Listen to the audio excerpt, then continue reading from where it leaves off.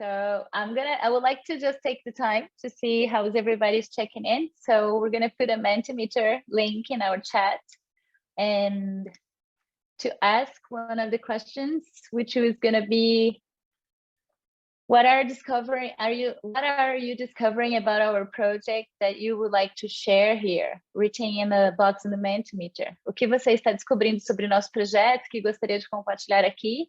¿Qué estás descubriendo sobre nuestro proyecto que te gustaría compartir aquí? And so we're gonna have and take a few minutes to just fill it out, and then we can take a look and just listen a little bit, read a little bit from your perspective and actually what is going on with you and you would like to share with us in this beginning of this meeting. So the link is already in the chat and we can take a couple of minutes just to respond that.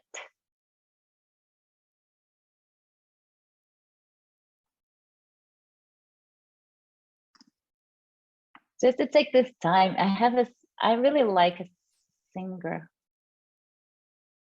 Just a little bit, let's see. If Butters is too loud, let me know. Okay. So it's good to see that we have a lot of potential for change, new opportunities to take the process that we are living as an organization guided with this enfoque, with this view, possibilities to generate networks and new projects with more organizations. I'm learning more about your objectives and goals. I'm looking forward to the quantitative initiative that Robert wrote about this week. Very excited to learn more about that. And I'm discovering the value of sharing experiences, challenges, and knowledge of social groups oriented to social and ecological transformation. Wonderful, wonderful.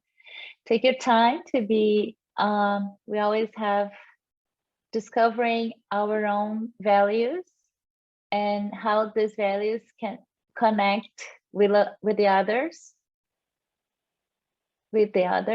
others, allowing us to put our actions in place to make a better world. Had hard to answer a couple of phrases I wrote down from from 2 meetings ago that resonated with me. Where tip over into being a group helping each other and empower versus new power.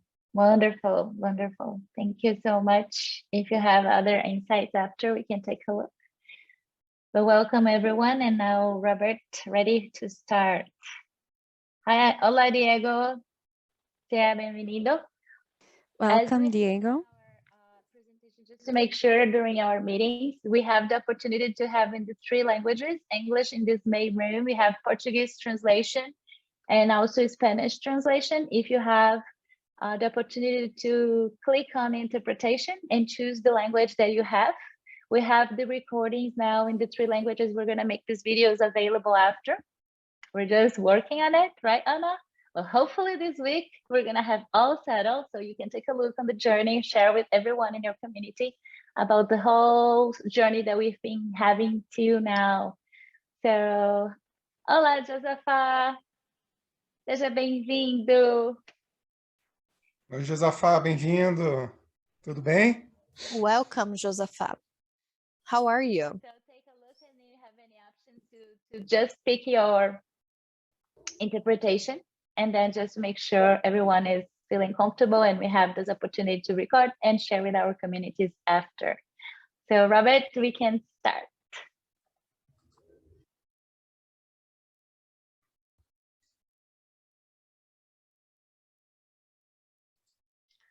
Don't forget that mics are, your mic's still.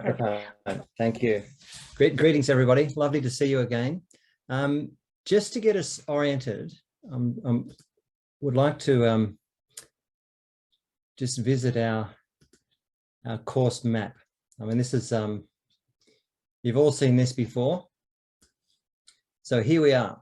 We're at the systems analysis event, cycle 3. And today, the main focus is going to be on picking up the conversation we began at our collaborative sense-making event back in May.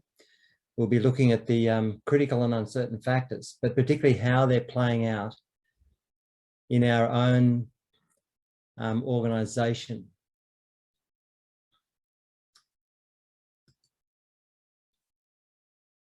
That's the title of it, system analysis.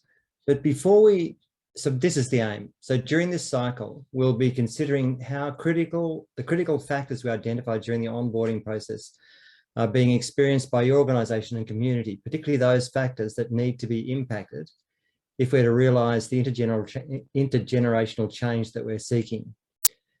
And the reason why this is so important, it'll really help you with your people develop a very deep sense of shared purpose.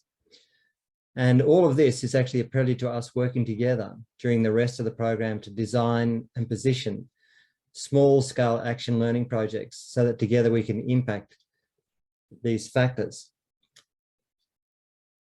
But before we get into that, we're very interested to just pick up on the last session we had a fortnight ago, where Paul came and spoke to us about the need for inner work and developing psychological flexibility, our capacity to sense the world and take perspective, I guess, in a more sophisticated way, in a more responsive way to what's going on, and choose to act in a direction that is really intrinsically important.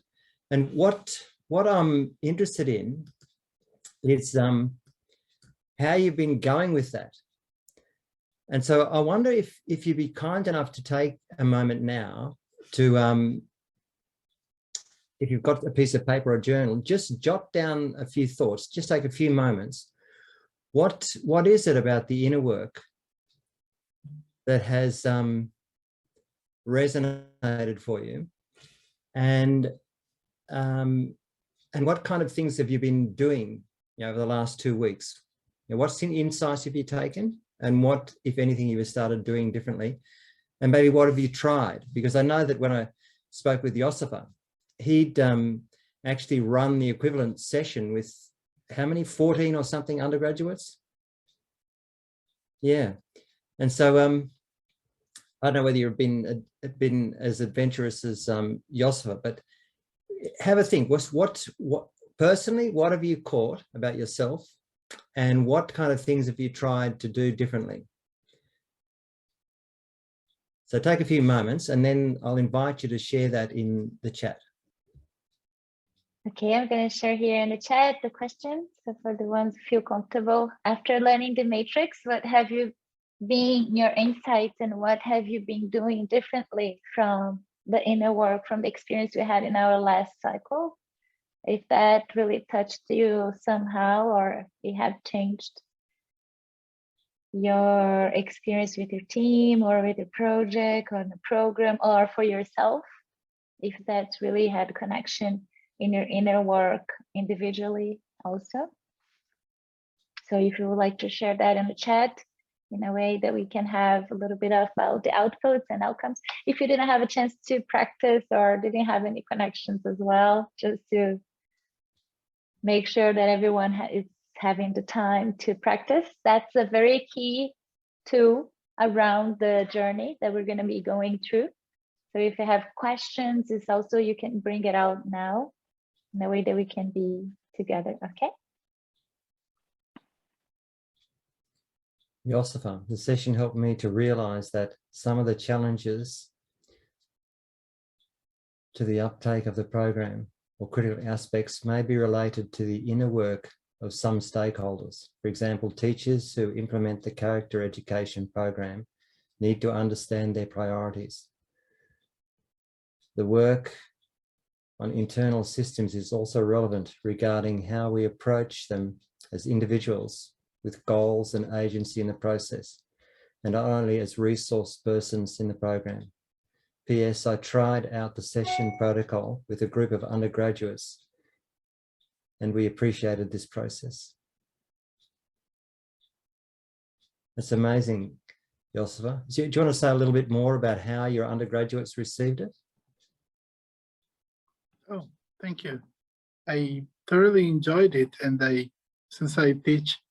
It was a teacher training class, and I realized the connection, because one of the challenges, I think for everyone who's working in the education sector, perhaps in other sectors, is when you realize that the professionals do not really get some of the components, like, for example, working on character education, social emotional skills, and then you realize that the professionals themselves have a lot of work to do in their own development. And I realized, hey, I made an adjustment in one of the classes of developmental psychology and incorporated the activity.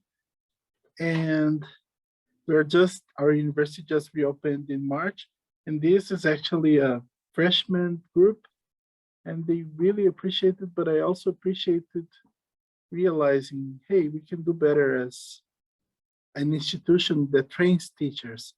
So anyways, it was really a really, really nice moment.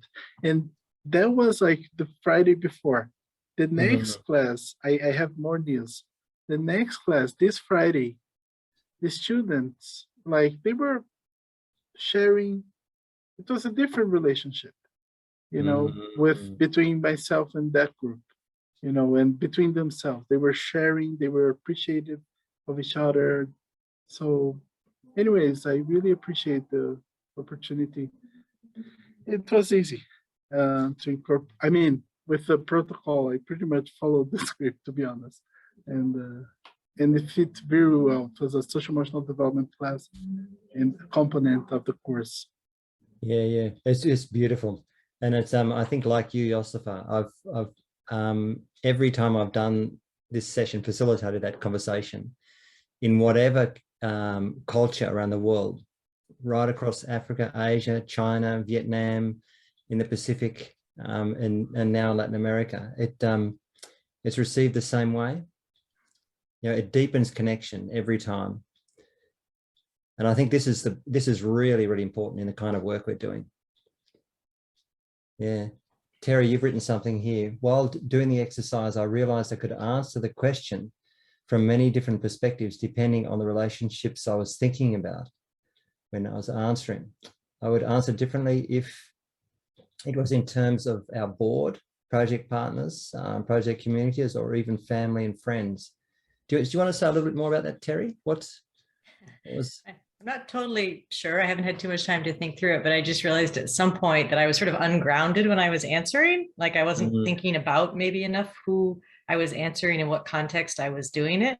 And it almost got too personal. Like, I was just thinking about me, not in the context of anything in particular. So then you sort of flounder and get a little bit lost, right? Because, you know, you're not. So I think it would have helped me if I'd grounded myself more in what context am I answering these questions? Because we all can perceive so many things we want to change about ourselves in so many different ways, right? So, and yeah. It's very true. Do you know, it's in other situations, I've actually asked people as a prelude to the session to go and ask 10 other people the warm-up question. If there's one thing you think that I could get better at, you know, in terms of what's important to me, but also our relationship, what would that be? And I tell you what, that is really an amazing inquiry. I mean, and some of you folk might be interested to do that, actually. If you're inspired to do this work with others, before the session, just ask them, go and ask 10 people. I remember I did this at the Australian National University a long time ago. And this woman who was, she was supervisor of a team. She went and asked her team members that question. And quite a few of them said, you know, it would make a huge difference if you accepted our help when we offered. And she realized, wow, I've been trying to rescue them, you know, all this time. Many others have, listening often becomes a popular one. Yeah. I wonder, Ricardo, what's occurred for you as a result of doing it? Yeah, I was thinking more from a personal perspective. So yeah, thinking on the question, what could I do different, or yeah, how could I improve in the in my working life, but also in personal life. And what I was writing down is that I have tried hard to hard, but at the same time enjoying this attempt in the last 2 weeks to keep let's say a stronger connection to the present. So in a way, trying to balance the work and duties and workload with the moments to connect with people that is around me and environment that surrounds me, and also trying to put more effort in more being grateful and give without expectation in the daily tasks I do, either in my job or also in personal life, and trying to just be happier, because that can sound a little bit cliche and something that kind of common sense, but at some point, like when being overloaded with work and so on, it's not that easy to be able to concentrate in what is actually happening at the present moment now. So that's kind of what I'm trying to do, and so far I think what I have done in the last 2 weeks have contributed largely to that purpose. Yeah, beautiful. And so often that's what it translates into, isn't it? It's just very personal, in the now kind of work. I mean, that's wonderful, Ricardo. So I wonder, Maria, how about you? What's occurred for you? Bueno, yo creo que yo también. Well, I believe I was also more focused on my personal life, maybe not so much in the context of how these things that I can improve can impact my surroundings. And I thought a bit about, this last activity of the last week. I was thinking about the way I respond to others. And first of all, I need to hear them. I need to listen to them and understand them before I can respond.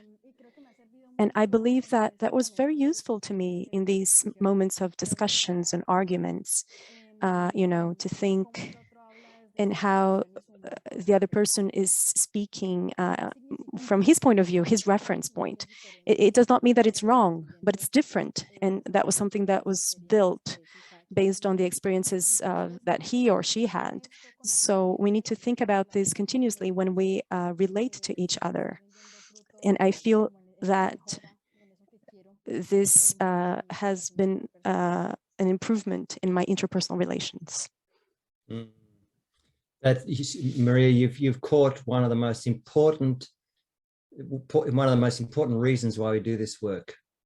It's to be able to change the way in we listen to others in order to understand what is motivating them.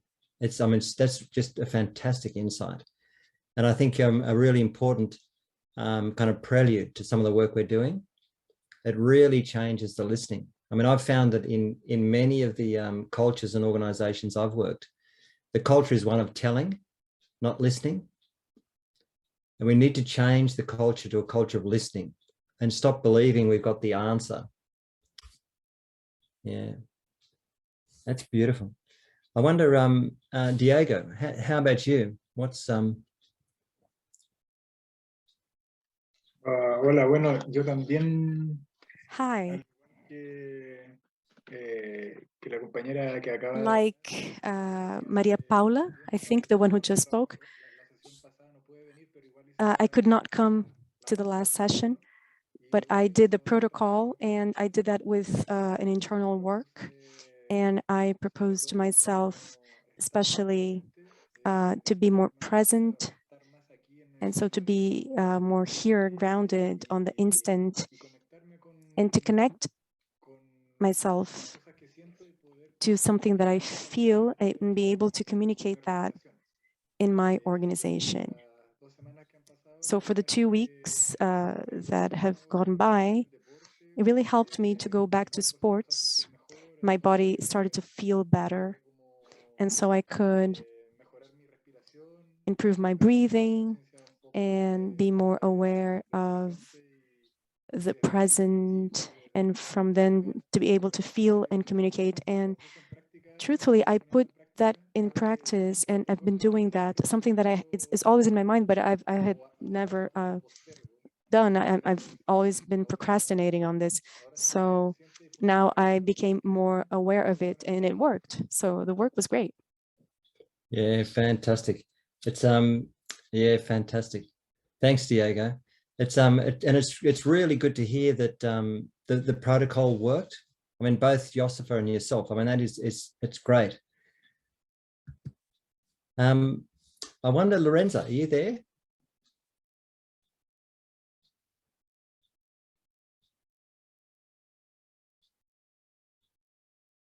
No, maybe she's not there at the moment. So let's move on. But just before we segue into the next part of our conversation, I'd like to encourage you to keep doing this. This, in all of my work, is the glue that holds this kind of process together. Not just for the folk who are trying to elicit change, you know, the change agents like ourselves, but for those who become involved. And I'd encourage you to continue to do this reflection yourself, but also find a buddy. You know, and if you could catch up regularly to have this kind of conversation, the story we'll have to tell at the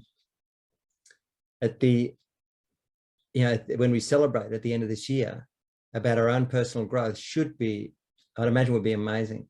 So please do that. Find a buddy and continue to have this conversation on an ongoing basis. You know, what am I striving to do in order to live a life where I'll thrive more? That myself and those that I'm with, and what are the choices that I've got? I think we can teach each other a lot in this endeavor. How does that sound?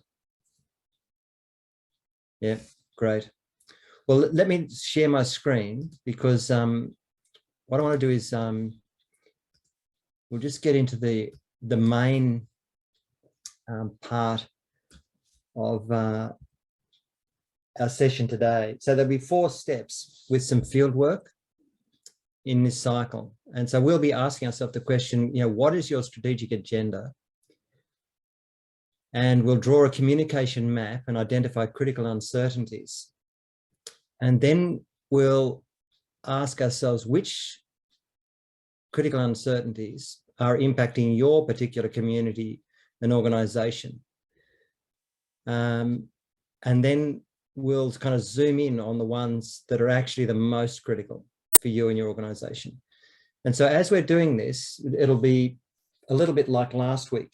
You know, we'll pose one of the questions, and then we'll give you an example and invite you to do a bit of reflection, you know, and take some notes. So in preparation for that, please, I'm just going to drop some worksheets in the chat, but also have your journal. These, what I'm going to drop into the chat are also on Dropbox. I might put the Dropbox links in the chat. So all of these canvases, along with another section of the field book that's equivalent to the inner work one, is actually on Dropbox. So over the last few days, I've compiled we're gradually compiling a field book, so that at the end of the year, you'll actually have chapters that tell you how to facilitate each one of these cycles. And so there's that section is actually also on Dropbox for you to download and take a look at. But you probably notice that these canvases, they can be, you can print them out and have them to use yourself. Often what I've done is print them out as very large posters, about A2 or A1, big posters that people can put sticky notes on. And later on, I might show you some photographs of how that's happened. You can use Miro to do the same kind of thing, which is what we've done as well. So I've found this is one of the reasons why we're using these charts, because I've found them very useful to facilitate the conversation. So when you're ready, let's get into it. I'll share my screen again. So you remember back in May, we had our collaborative sense-making event.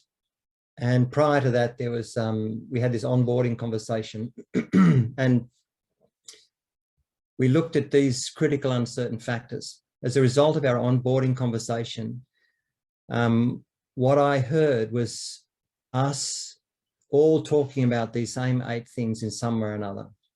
The need for the established system to actually change, the need for inner work to be done, a need for cultural scaffolding to be changed so we're much more collaborative, and for us to develop more adaptive approaches to the problems we're having. Environmental conservation was a big theme. There was a desire to create a common language so we could transcend different worldviews and ideologies, but also capture very significant stories of change. And for many of us, funding, resources and technology was critical. And during that session, Michelle captured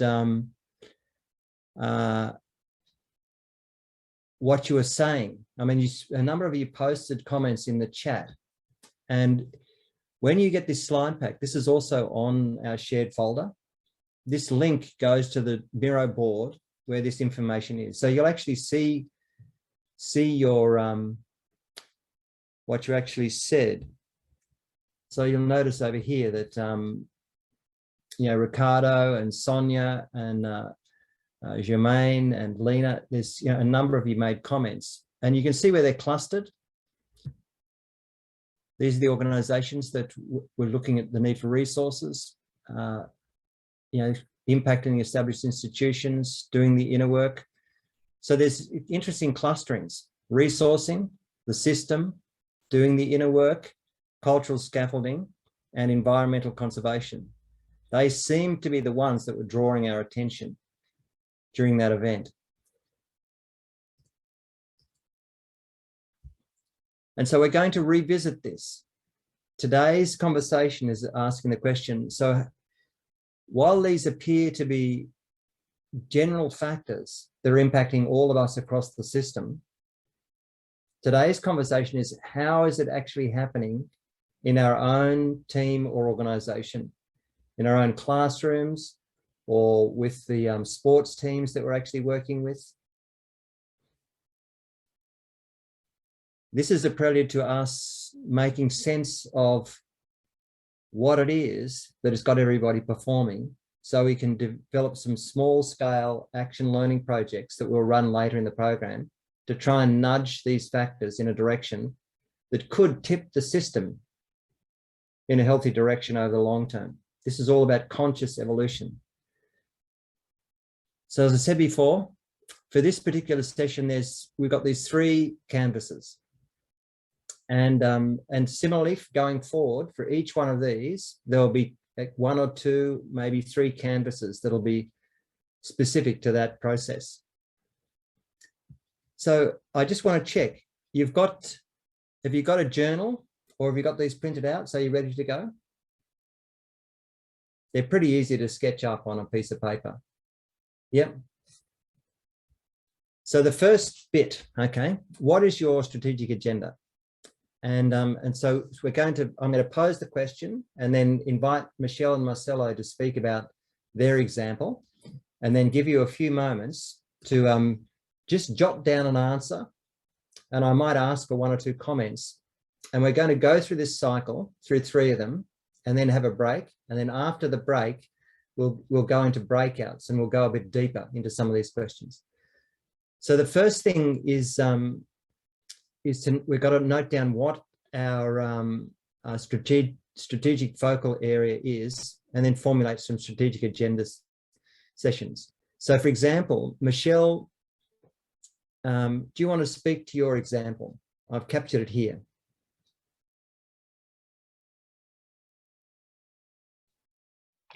Yeah, sure. I think it's gonna be wonderful. Robert, do you think it's okay if we shared the video now so we can actually put Yeah. everyone in the context and what Anna is actually she has it ready. Yeah. So I would Okay. like to share with you this organization that we're gonna talk now. It's Badu Design. I'm not sure if Josefa had opportunity to meet Ariane. If he doesn't yet, I'll introduce to her because she's an amazing woman as well from the city. And she has a wonderful project. And we fortunately have a very short video telling a little bit the context of the story of the organization. So from that video, it will be easier for me to kind of bring the whole content that we're going to be sharing through the journey, that Robert's going to bring the content and explain it. Is it okay? So Yeah. Anna, just if you could share the video first.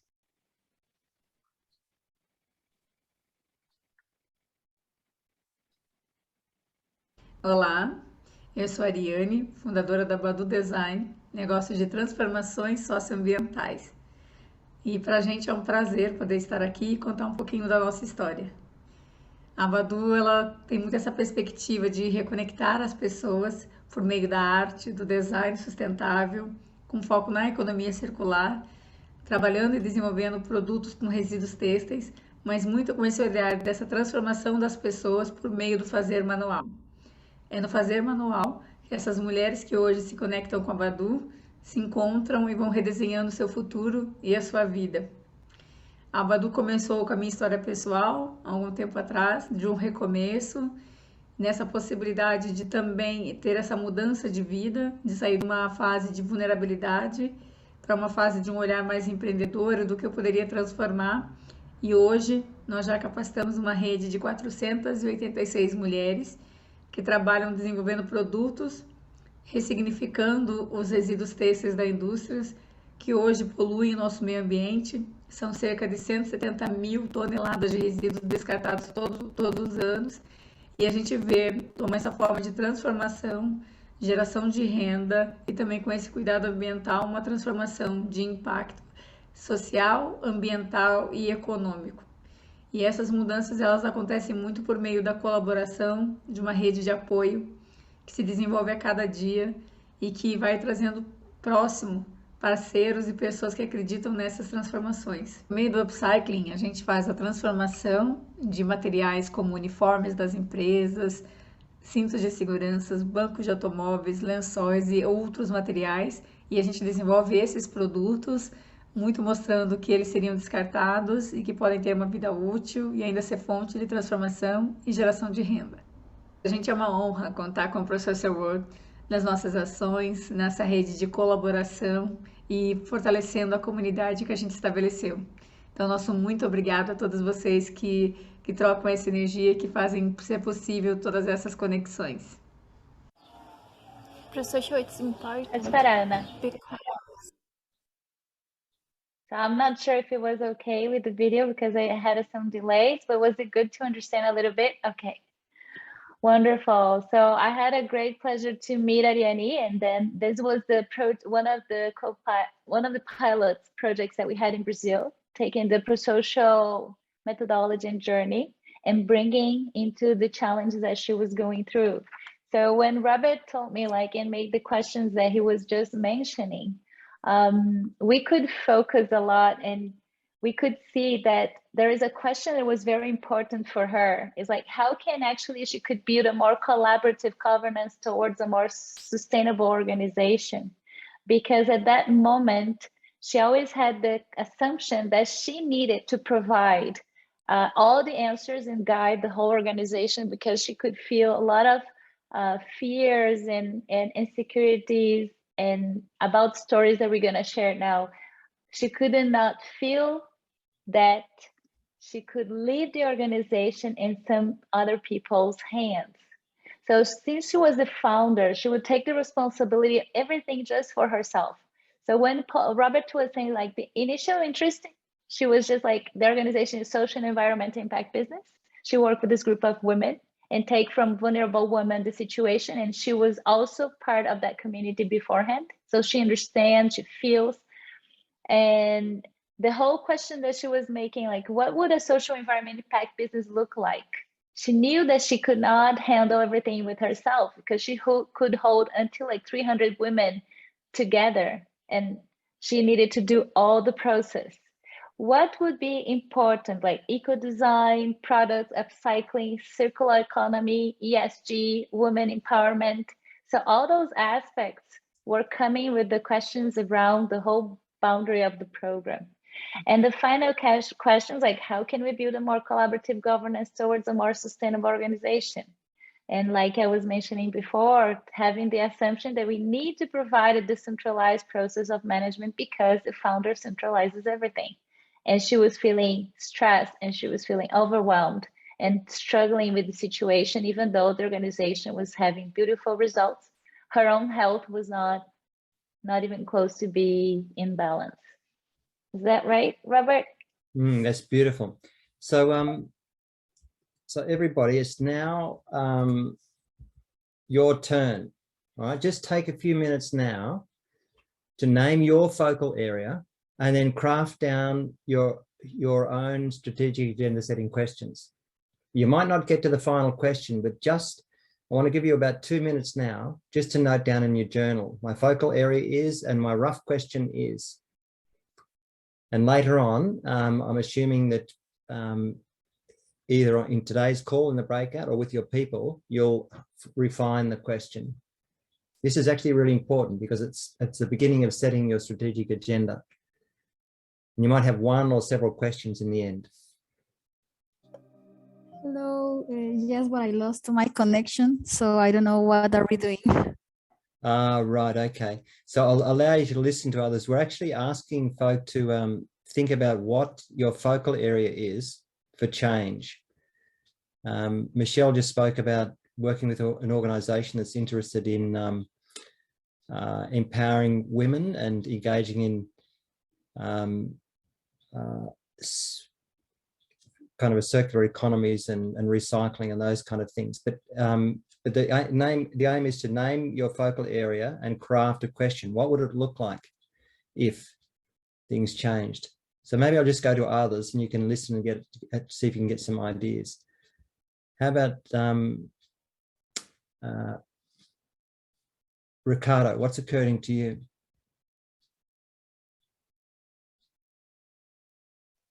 Yeah, so I just wrote as initial interest to achieve a balance between production and conservation of natural resources by means of the sustainable use of those natural resources by local communities in Colombia. So that's kind of the initial interest. Yeah. In few words, how to set up a new economic model at regional level that fits to, or that respect natural boundaries and is centered in humans living in the communities. And the rough question for me would be actually, how to set up a pilot of a value chain development or of such economies model in a specific region of Colombia with a strong collaboration of local community. And the final question, I didn't write it yet. I'm still trying to process it. Yeah. So that's fantastic. I didn't expect people to get to the final question. Just as a point, the final question should be posed as a question about the future. So Ricardo, yours might be something like, so what do you think it would look like? What could it look like in 10 years' time if ... Okay. Yeah. All right. Yeah. And so it's more like a normative, like a vision of it. That's right. It's pulling for a vision. It's pulling for purpose. All right. That's how this question functions. Okay. Okay. So I'll just share the screen again and we'll go to the next part. So next, step 2 is to draw a communication map and identify which of the critical factors, those 8 big factors, are actually playing out most in your own community. So this is the beginning of it.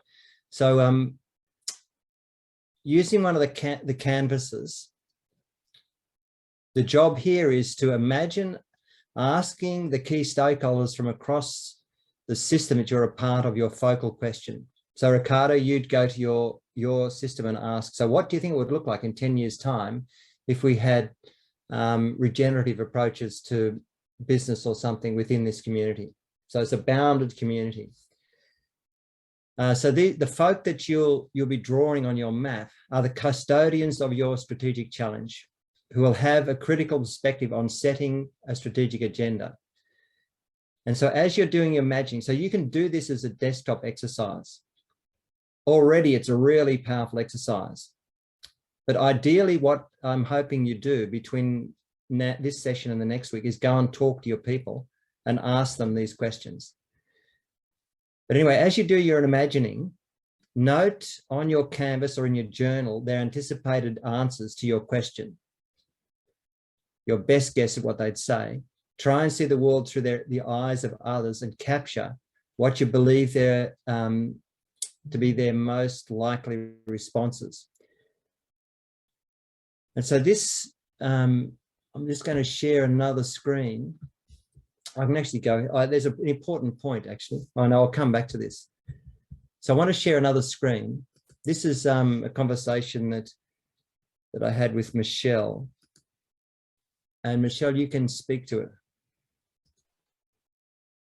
Yeah, do you want me to share it? Well, I've brought it up here. Oh yeah, that's wonderful. Thank you, Robert. I think one of the first things I had, it was mapping the stakeholders in this organization. So it was the founder. Badu League is actually the group of women and vulnerable women who produces all the products from the waste from the industries, and they work part-time.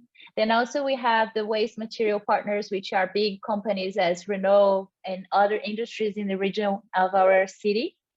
We have a volunteer counselor. We have a couple of people that are really engaged into this program. So it was very important to them to come and bring their perspective in the stories. Legal advisor, psychologist, which supports not just especially the Badu League, because most of our women in vulnerability, and they need to have this psychologist support. And also the communication advisor, which also is a volunteer.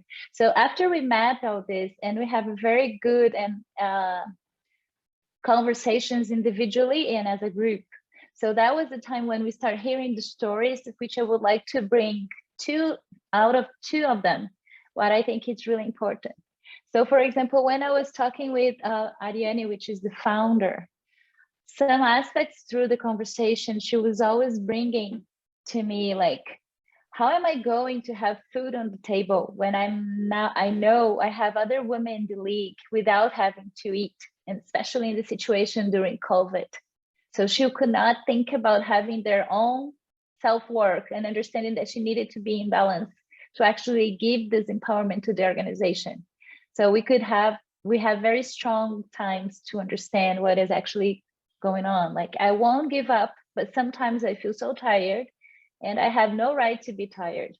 Many women need and depend on me. So I could not change or give up, even though she was struggling so much.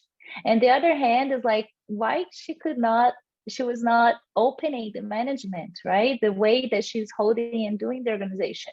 And one other story that was very catch like my heart, it was like, I can get support or partnerships to develop Badu. It's not like an industry here. I want a collaborative and humanized management to be implemented. And the partnerships I've had so far have not understood what this is it. So I can see throughout these questions and the words that she was saying, it was not something that, even though she was struggling, she understands she needed to decentralize. A couple of other things were hidden. She was holding some of the needs that she needed to hear, and she needed to go forward. And then that was actually the hard part, but the precious part of this program. Then I could understand and hear a little bit. We can talk about the needs after. Would you like me to tell the needs now? We can come, Anna, speak to their needs. Yeah, go ahead. Okay, because something that was really important when we get connected to the way Maria Paula was saying, right? When we talked to her in the first level, when talking about what are your challenges, just like a broader interview, She was always saying that she needed to go forward. She could not give up, but she was struggling the way she was managing the organization. And the problem was always like outside. When we start getting in contact with the individual matrix, we could actually go in contact with deeper conversation. And that layer, that everything was just outside, it was actually starting going inside of her. And then that was actually when we got connected with the needs. So we could understand a little bit more that her needs, it was one of her needs is actually to be heard. So together with her team, they could express freedom and trust. They could do the way they believe an organization, a community could be, not the way people could combine and bring them what it was. It was not something a matter of hearing, just saying what the issues are, but they would like to have someone that would come and help and assist them, that could feel that they were equal. It was not just because they were in a vulnerable situation, that they were lower in a position of finding the way in the best way to develop what they needed. So every time that usually people would go and try to assist, they were always going in a way that they would know what was important and try to fit on the system. And she said, people is not hearing, not understanding us. We don't want to be an industry or a company. We want it to be a community and a big family. So we could see that the values combined that she was trying to cultivate. It was like cultivate deep relationship with deep shared purpose and sensitivity of today's world, with the situation of what is happening with her community and with her.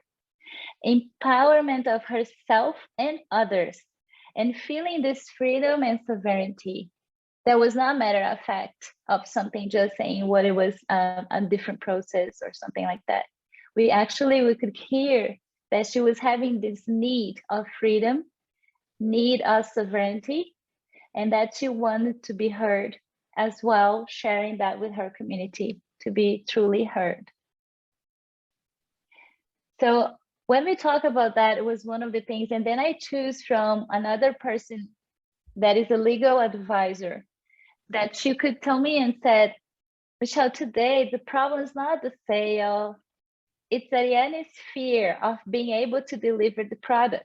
She cannot count on constant productive capacity because those ladies were not all the time available for the process, even though they were prepared to do that. So they were hired time to time. She said it's a matter for her.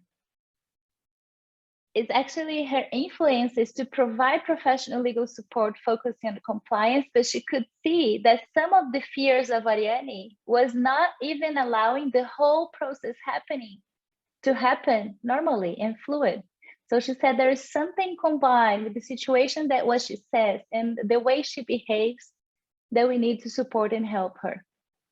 So we throughout these questions, when we had opportunity to have two matrices.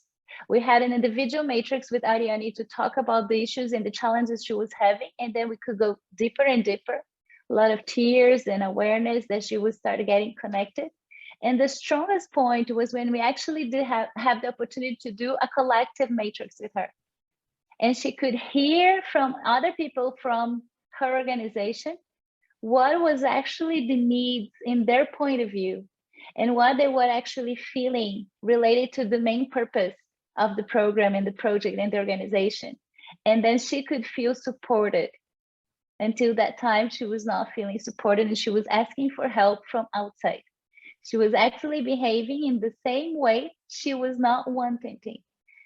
She was trying to look and help everyone and save all the women and not actually hear them and develop the community from them. And that was a big turning point throughout the journey that we had. We have many other things I need to tell, but I think. Yeah. So you can tell, can't you, that that even just doing this thinking to start with has you reaching into the worlds of others and trying to listen for what they really value, particularly having done the matrix and the kind of needs that they're striving to have met as, you know, as human beings. Very powerful. And often when I've done this, just a desktop exercise between a small group who are trying to work as a team is very powerful. It helps them position their interests. But once you actually start having this conversation with others within your system, often people feel as though they haven't been heard, you know, in the same way as what you'll listen to them. I've had that occur often. So your task now is to start sketching your own communication map. And it's about now in the program that we wanted to take a break. Ricardo, did you want to ask a question? Yes, I have a question regarding this example that Michelle introduced, and I understand that they started from an individual matrix, right? And then there was a collective matrix in which all persons that were part of the system were like giving their answers regarding the the person that is analyzing this case, right? Is there any moment in which like one could do the same for different individuals or persons from one organization, and at some point you aggregate all, and then you will have the same analysis but for the whole organization, like moving from the person to the whole system? Or is always being like person by person? Is that a question from me or for Robert? Because he has like he has a very big experience. This one actually is a very small organization. Like the holders of the main leaders are very short and small because it was all centralized. That's why we decided to make it with them. And then after we start growing, for example, with the advisors that we start finding to develop this collaborative governance. But that was like a deployment of the first stage of realizing what actually was needed. So most of the things that I said, it was kind of how we can review and understand and have a deep listening, what is actually happening. But I think Robert can share because he's been doing this for major countries and a whole continent. And then he can have a broader view to share with you how to do this in large scale. Thank you, Chair. I'll say a few words now before we go to a break, but it's a very good question, Ricardo. Three quick answers.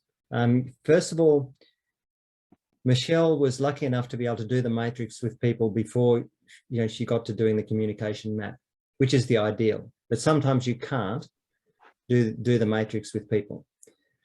But at least if you've got the matrix in your mind, it enables you to listen to them. What are the things that they're doing that is actually allowing them to thrive versus what are the things they're doing that are clearly designed to have them survive some kind of threat? And if you listen behind those behaviors, you can usually start to catch the assumptions that they're making. But also the group matrix, the questions on the matrix was, what am I committed to? You just change I to we. So if you have a whole team, you can use exactly the same matrix. What are we committed to? And then the next quadrant, and why is this so important to us? And then the next quadrant, what are we concerned about instead of what am I concerned about? And what are we assuming? So you can unpack exactly the same questions at the collective level. And when we get to the action learning cycle in this program, we'll actually use the collective matrix. I'll introduce you to a more elaborated version of the collective matrix that you can use when you're facilitating. Does that help? Yeah, absolutely. Thank you, Robert and Michelle. Okay, so what I'd like to suggest you do, let's take a 10-minute break. And during that time, you can get a coffee or something, but take a bit of time to start sketching down your communication map in the way it was illustrated. Just put you at the center and start to name those that are around you in the center, the team. And you'll notice on Michelle's chart, there's different colored arrows, red ones, green ones, and orange. They represent the relationships that are working well, the ones that are moderate, and those that are actually really are not working very well. So I'd encourage you to do that as well. Put you and your team at the middle. And it doesn't matter how big this is. It could be you with 3 others, 3 other teachers you're trying to work with, or just a number of other people on my football team or something. It doesn't have to be a big system. These are people that you'll be able to work with and potentially do a little experiment with. Terry, these might be 3 or 4 people in your organization, for example. And name them up the top, name the group, put your rough question, then your full question. And then, well, if you get there, just label the stakeholders and at least draw the different colored arrows. Or for the red ones, you might draw a lightning bolt rather than a nice line or something. And if we get that far, that'll be plenty for today. You might want to start noting down their story to their question. But let's do that. Let's take 10 minutes now, and we'll come back and I'll invite someone to actually share their thinking to this point, and then we'll go to the next part of it. How does that sound? Okay. So see you in about 10 minutes. Paul is here, Terry's here. So how are you going so far? Everything is okay? Terry? Maria? Yep, I think I might be confused on this one a little bit too. So in terms of who the people should be that we're writing down. Yes.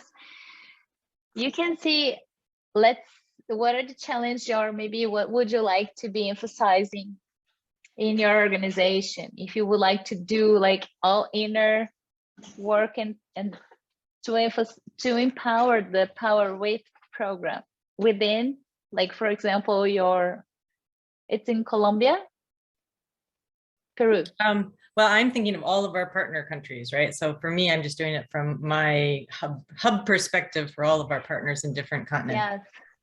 So maybe you can put each of the head leaders, plus the main stakeholders that you have in each country. Maybe you can do even like the first round together with this first kind of level of relationship, and after you can spread out throughout this smaller like circles and regions.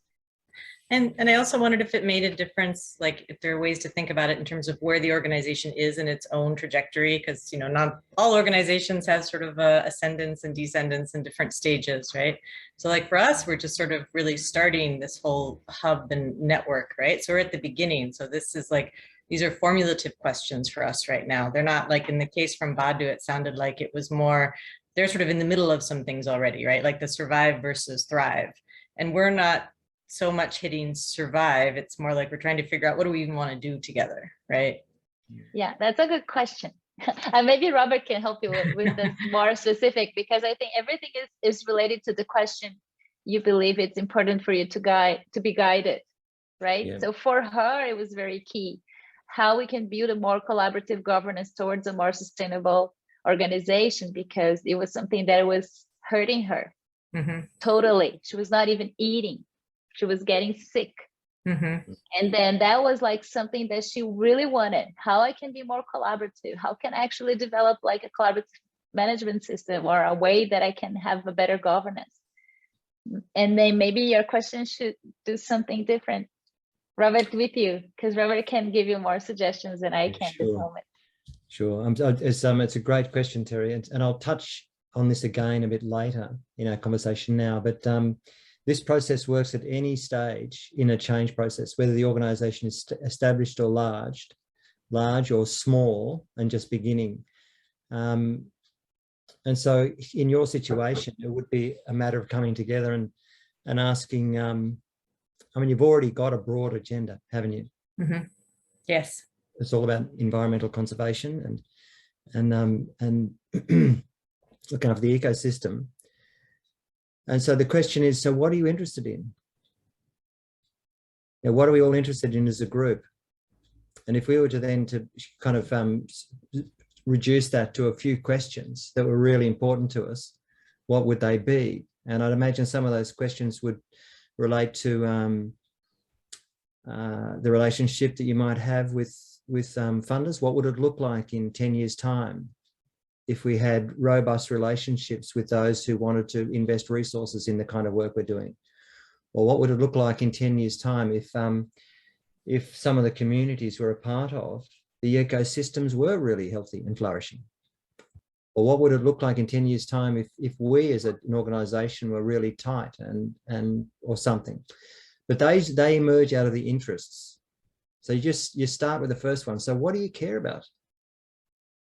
Well, so I had sort of started thinking about, because we are sort of figuring out how to work together and how we can best support each other. Like, so the question I threw out based on what we just did before was, how can we build, us and our partners build a global hub and spoke network for community conservation of biodiversity globally? So kind of a very basic overall question, right? Since we're sort of at the beginning stages. And that's sort of the model that I think hub and spoke, it's a way that you can have partnerships, right, in a network. So that's sort of, I think, what we're trying to achieve. But I guess even throwing that question out there to all of our partners to see if they agree that's the model that we're thinking about, right? Or if there's a different model they want. Yeah, exactly. And so, I mean, I think that's a really, when you get the right question, it's evocative. Mm-hmm. Like, people will definitely have something to say about it. Okay. Like, so for example, just an equivalent, I'm currently working with a number of organizations in the healthcare sector. And there's one organization in America, it's PLE, it's a small education and therapeutic organization that works with young childhood development. The strategic agenda setting question that their CEO and senior executives set was, what would it look like in 10 years' time if there was truly a value-based governance system within our healthcare sector? And that was value-based governance was pitched against a system that's currently built on bargain hunting. So bargain hunting versus truly value-based were the two metaphors that really gave gravity to the question. So at the moment, so the bargain hunting world that they're in just meant that everybody was competing for limited resources, that the whole monitoring and evaluation system was pulling for the wrong thing. It had the quality of services were dropping. It just went on and on. It was, right from systemic level right down to the service provider, the individual clinician. And when they took that question to the system, their board, some of the government agencies they're working with, their staffers, what they said was amazing. The board completely reconceived of themselves, right down to the clinicians that said, we need new consulting rooms. And when I was speaking to them last night, what it's led to them doing is contemplating mergers with another organisation and shifting into a new building. Huge changes. One question they started with. And it's a very broad question they asked, right? That was more about not themselves, but about the whole system that they were actually trying to change, right? Yeah, but the person you ask will answer it based on their context. So some of their clinicians, they said, well, if it was truly value-based, for me, dealing with my families, my parents and children in this consulting room, it would mean that, the whole system would actually resource me so that I had better, one person said I would have better taps on the sink in my consulting room. That's what it would look like. So people will answer very practically, even though it is such a broad question, they're still thinking in terms of where am I in the system and how does the system change for me? Yeah. Right? Yeah. And for my clients. Yeah. And that's the fascinating part, is just allow people to question and then follow the question. Just keep asking, so, why is this important? Why is this important? And you'll get to the underlying needs and values. Welcome back, everybody. I just want to kind of pick up the conversation. You might have gleaned that Terry and I were just talking about her question. Did everybody catch what Terry was saying? No. So maybe, Terry, can you just repeat your question so everybody's heard it?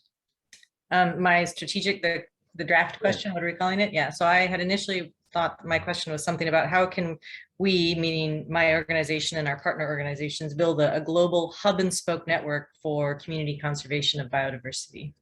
Yeah, yeah. And so I'm rethinking it already. Yeah. So it's already, if you get the right question, it'll be evocative. And when you start thinking about what the stakeholders in your system would be saying, it's a really interesting inquiry. So maybe just to get a sample of some of the questions. Maria, what question did you come up with? Sorry. Estuve pensando un poco. Well, I was thinking a bit about how to get to these gratitude experiences in the case of our project with the teachers and the students in different sectors of Colombia, having in mind that many times, because of the location of the university, we only know the experiences thinking about the capital of the country. And they're very diverse depending on the location and on the social conflicts that they have there.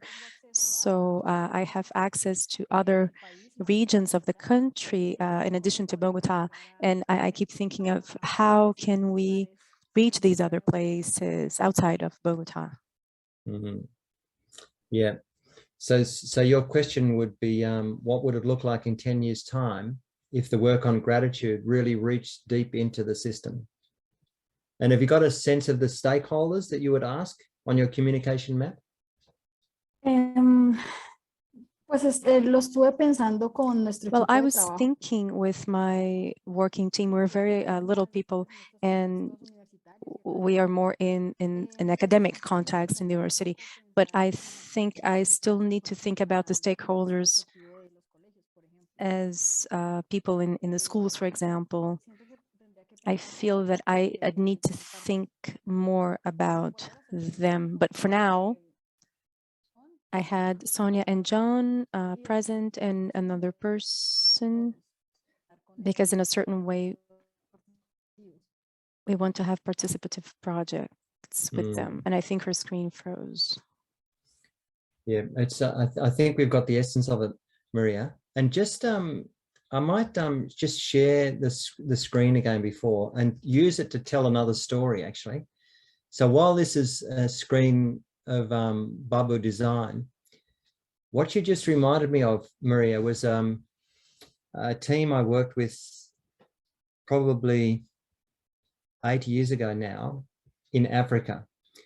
And this team, they were professors, you know, or associate professors at a university in the sciences. So the whole focus of the program was on clean energy, you know, and the economies associated with energy.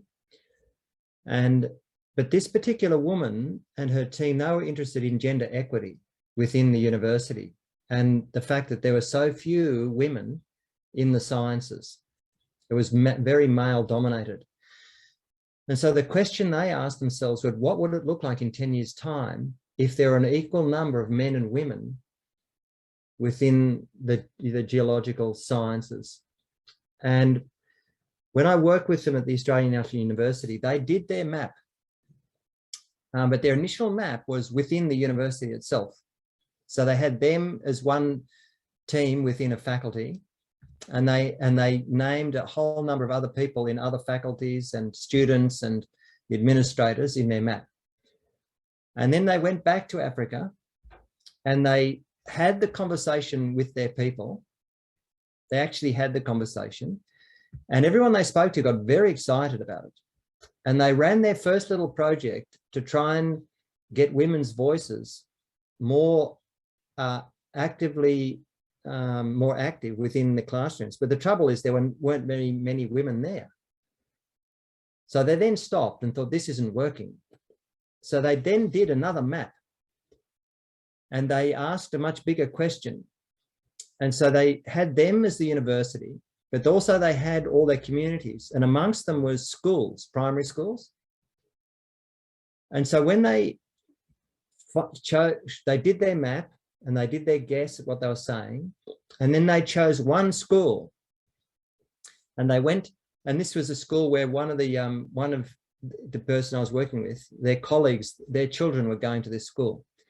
So they went to the school and they spoke to the school principal and they asked the principal that question. And she thought, that's a really good question. And then they asked, can we ask your school community the same question? So she organized for a meeting and invited the school teachers. And then eventually that led to another meeting where they invited all of the parents. And this was a Muslim country.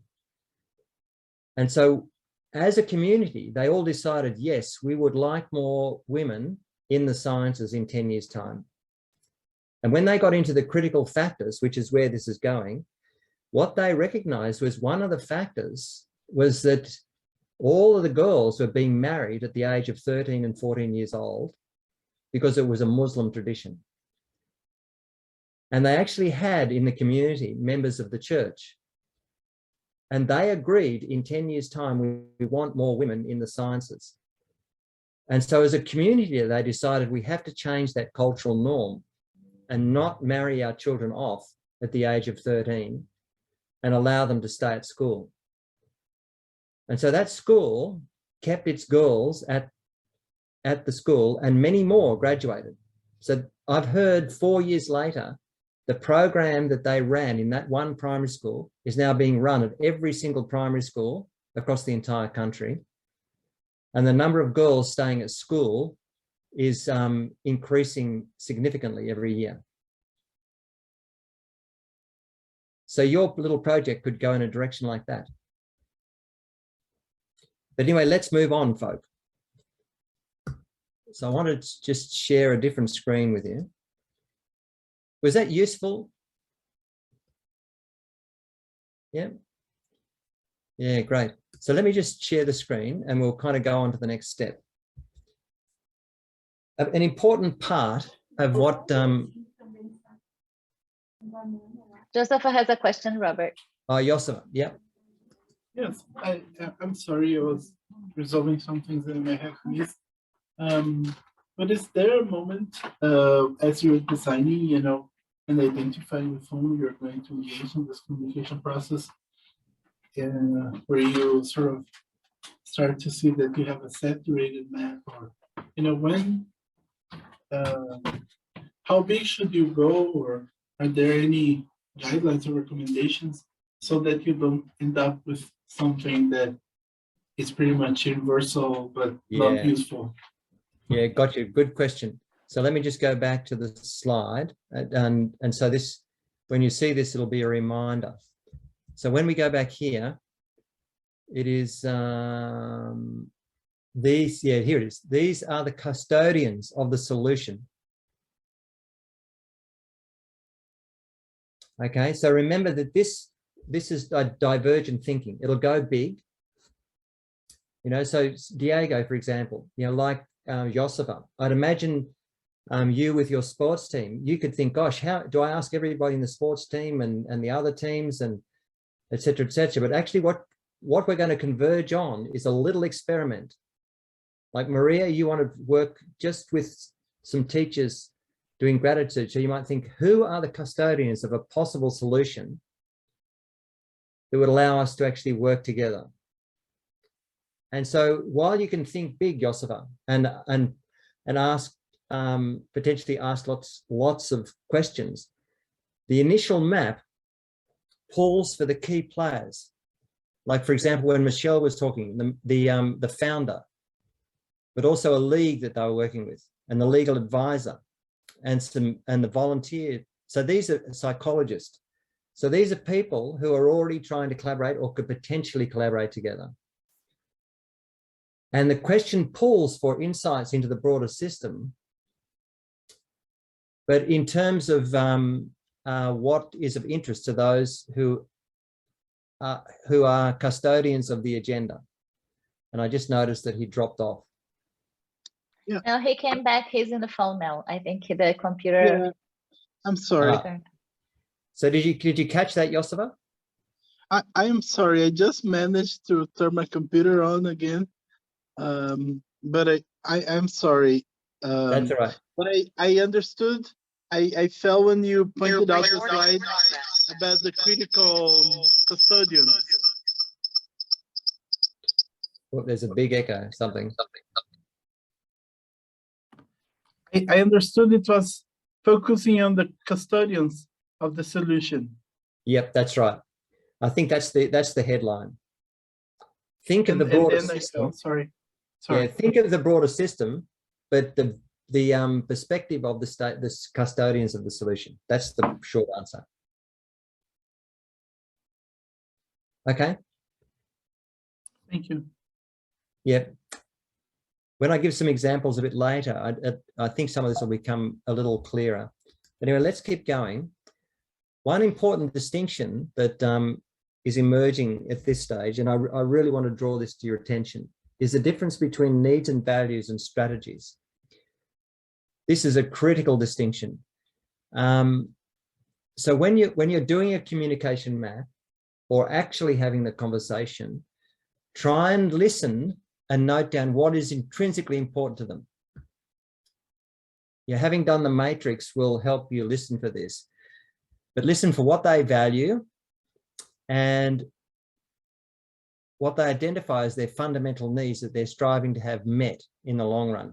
This is really important. So here, these are there's four essential categories of need that sustain life. If you can catch the point that I'm making now in this session, and you will have caught something that will make a profound difference in your work. So for individuals, there's these four needs are physical well-being, which is things like food and shelter.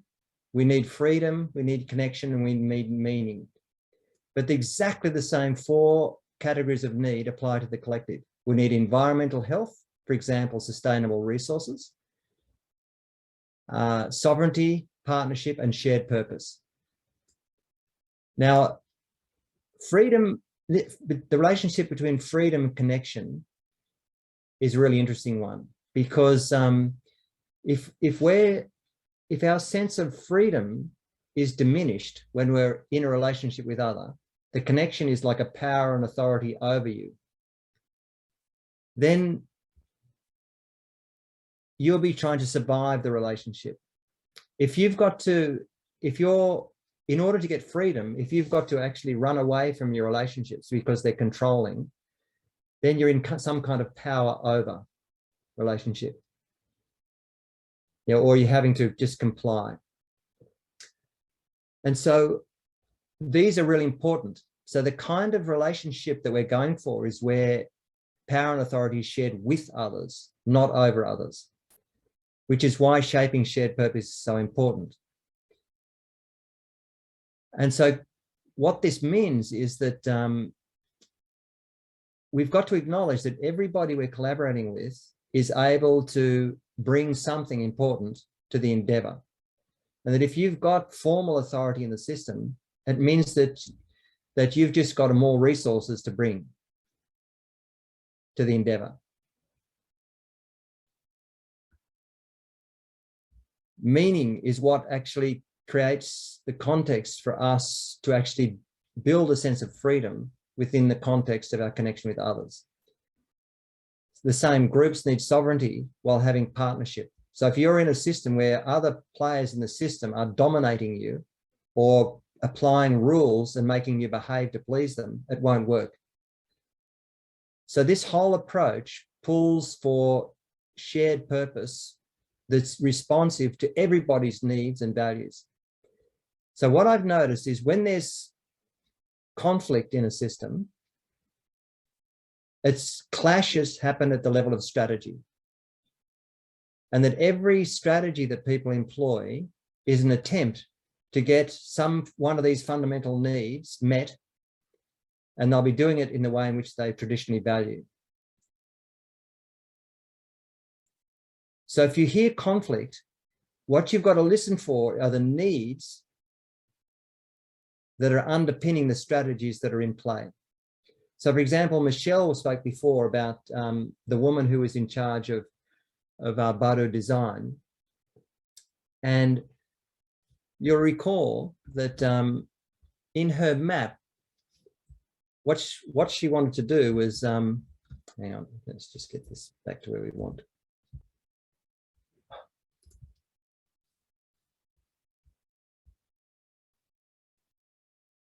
They wanted to create a collaborative governance structure, but there was, we need to provide a decentralized process because management found it centralizes everything. So centralizing everything means it's a power over relationship. And Michelle mentioned before that the unmet need was to do with her having voice and being able to trust others. But the strategy she was using was to actually keep control rather than giving autonomy to others. And so because she was trying to control everything, it didn't allow for collaborative governance to emerge. So the work that Michelle did helped to foreground the founder's fundamental need, so that then any strategy that we employ will get that need met as well as others. Did that make sense?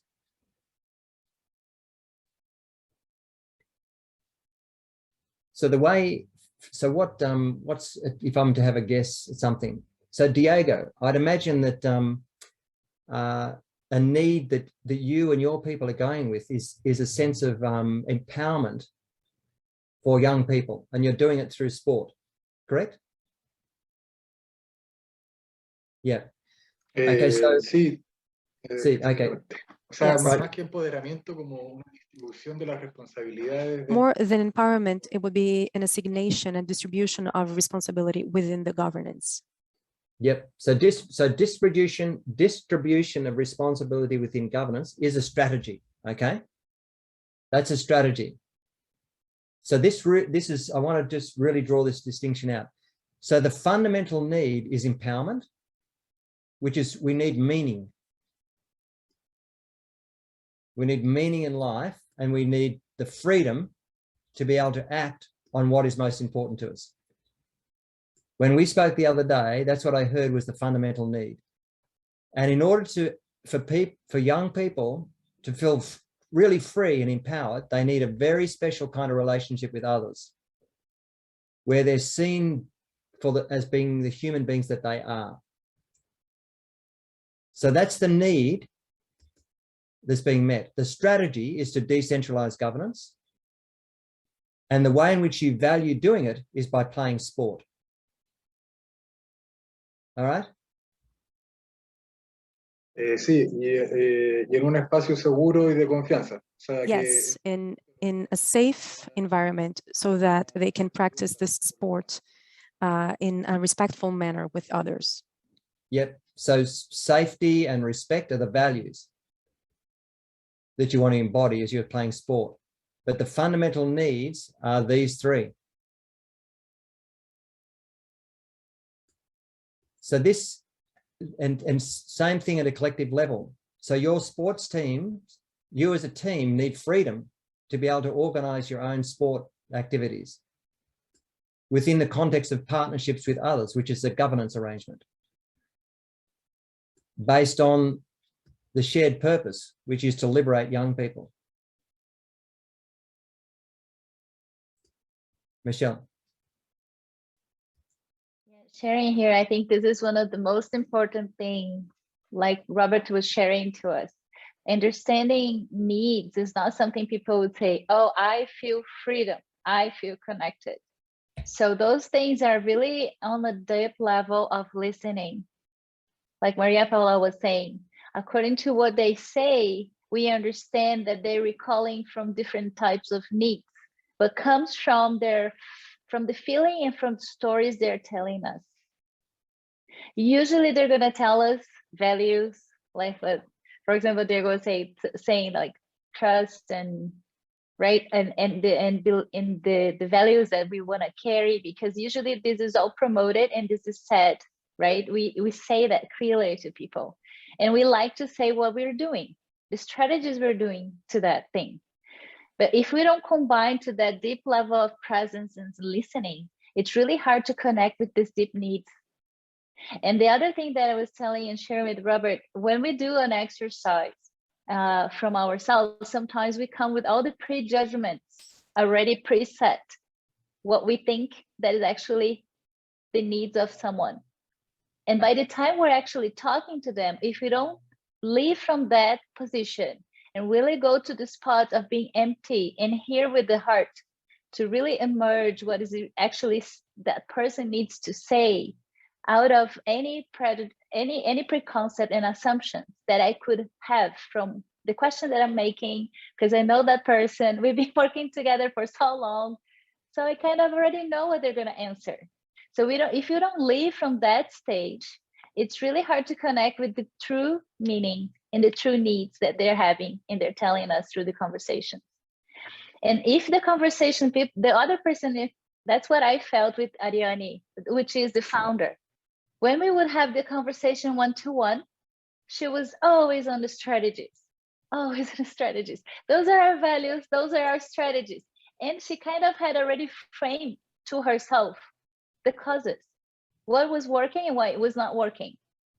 So to talk to her in a deep level, that's when we came and we had this invitation to actually have the matrix. So we could make proper questions and she could have a reflection going into deeper way and she could open up her heart and she wouldn't even realize the amount of things and the needs that she really wanted, and it was not being said or shared to anyone. It was something that she was hiding even from herself. So I'm just sharing a little. Yeah, thank you, Michelle. So you can see that the kind of change that this process pulls for is very deep and fundamental change. And it's actually quite radical because this whole approach pulls for a complete change in the power structures within our relationships. And so I really wanted to foreground this point because this distinction has underpinned just about all of the massive change work that I've been privileged to be a part of. So if you observe conflict, try and catch the underlying need that the current strategy is striving to meet, even if the strategy, the behaviors are abhorrent to you. Like we will come in touch with people who, like Michelle and Marcelo were telling me the other day that a village that they were working with was completely displaced by a local business that wants to go mining. So this indigenous community were just, their whole village was just uprooted. They've had to relocate. You know, I know that, you know, the destruction of our environment, some of the behaviors is abhorrent. The treatment of our children and teachers is abhorrent. But all of those strategies are attempts to meet a need.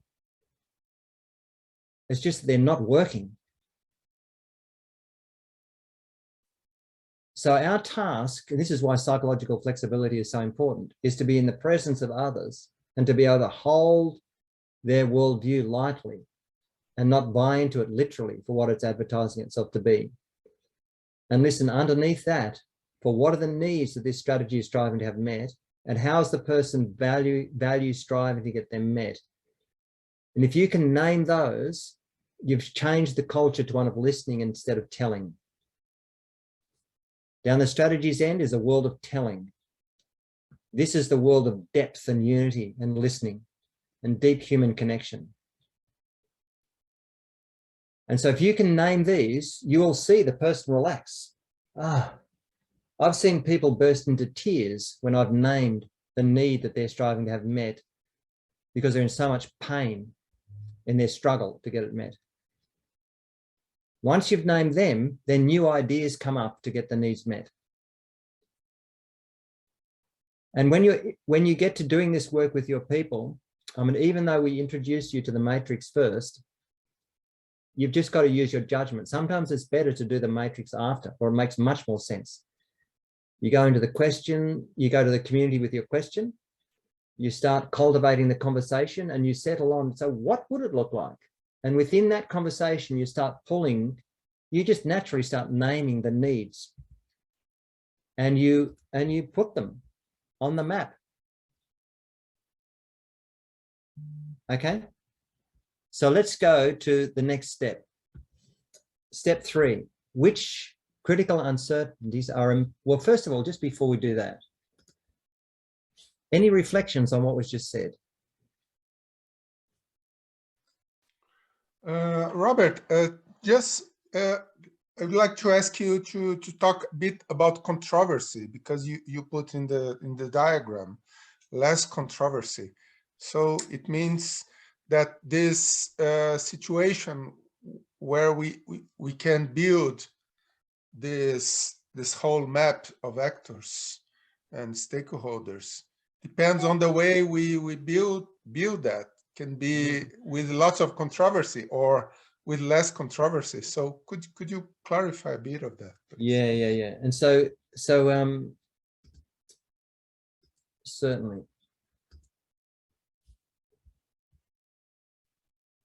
So this is less controversial. So if something's controversial, there's a clash of views. People don't agree with each other. There's conflict. So when I say there's less controversial, there's less conflict. So by the time we actually start talking about our needs, there is no conflict, because these are universal. Every single human being and community on the planet share these same needs. We just value going about getting them met in very different ways, depending on our cultural heritage, our spiritual orientation, our upbringing, our education, and our interests.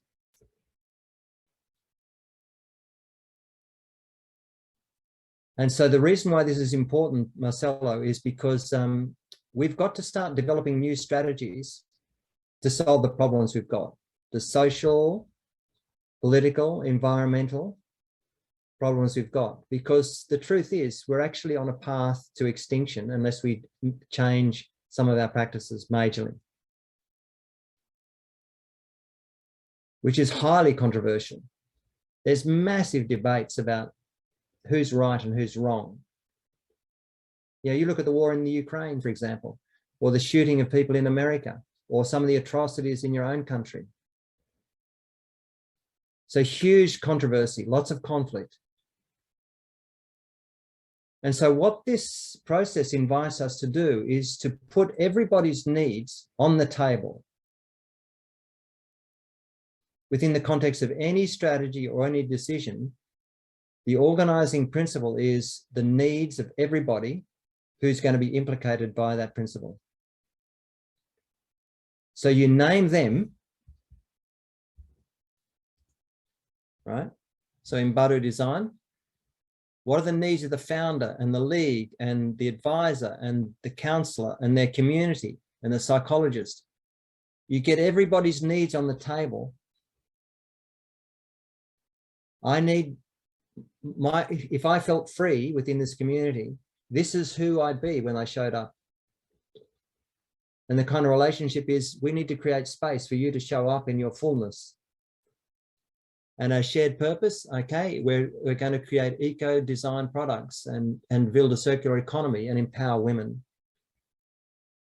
So then your strategies can be considerate of everybody's needs, but also the perceived needs of those in the broader system. So if you get that right, then whatever strategies you have won't be controversial. People will see themselves in it. Does that make sense? Yeah. Okay, so let's go to the next phase.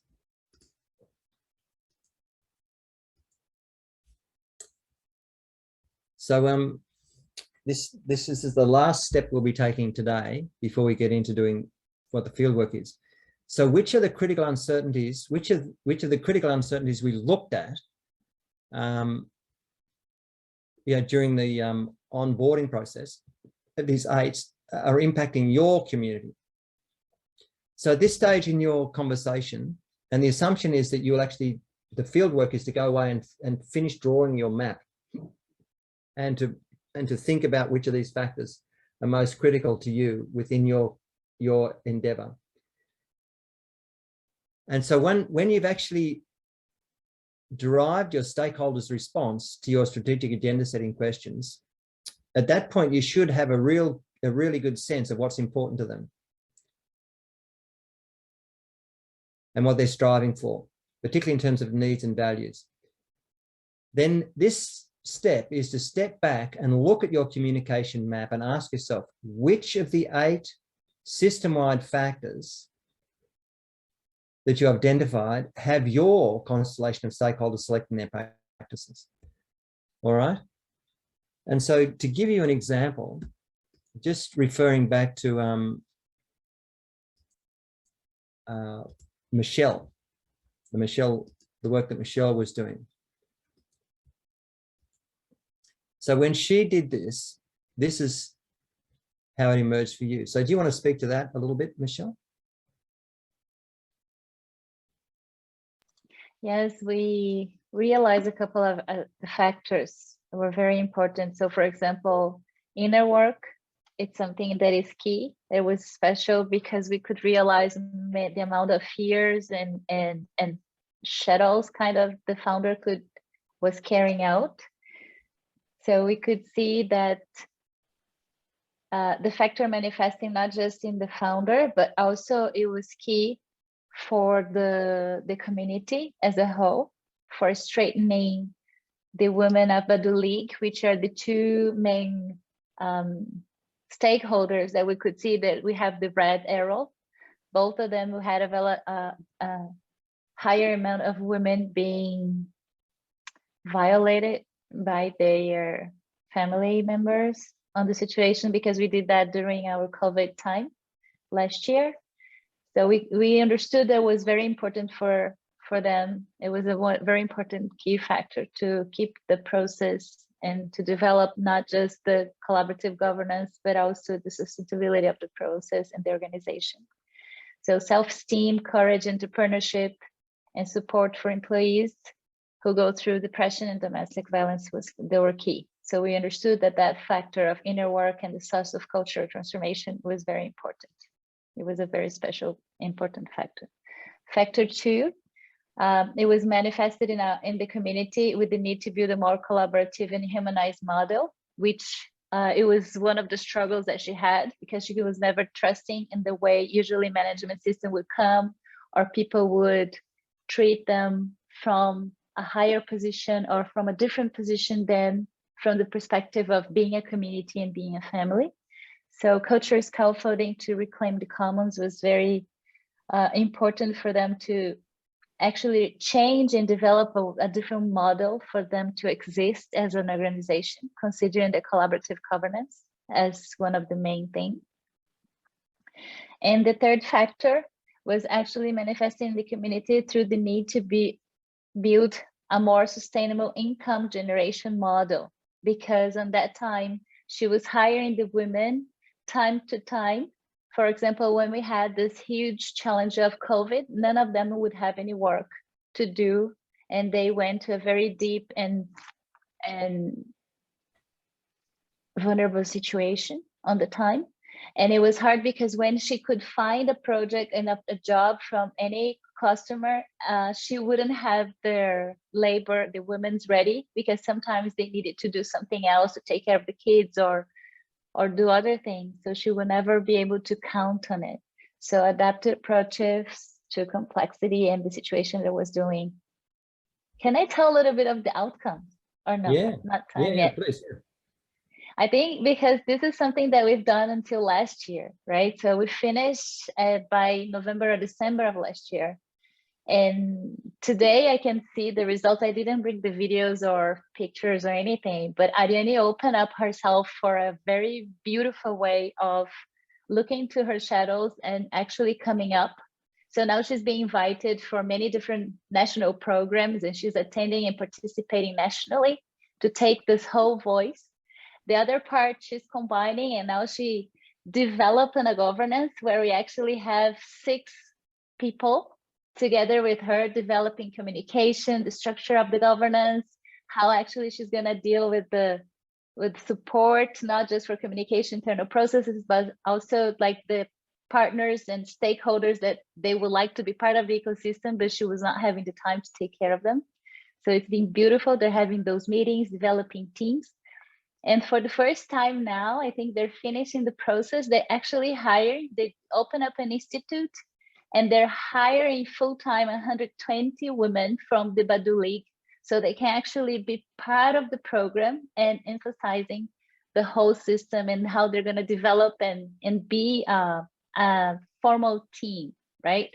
And this time they're actually running, I think, 5 or 6 big projects for companies to sell and produce their products with the leftovers from the industry. So this is some of the outcomes through the process that they had last year. And it's been amazing just to see how much that actually is changing and impacting the way that she's been doing things, and how Badu Design has been grown up and taking their mission and their voice to the world. It's been super amazing. Yeah, thanks, Michelle. So having set you up with that, it's your turn now. Let's take a few moments. Which of these 8 system-wide factors that we've identified are really that have your people performing? What are your people really struggling to deal with? And maybe just some initial thoughts about how are they responding and how well. So I'll give you just a few minutes, and then we'll start to wind up today's session. And I'll put the other screen back on so you can actually see the factors. So you can. Okay, let's come back to a plenary.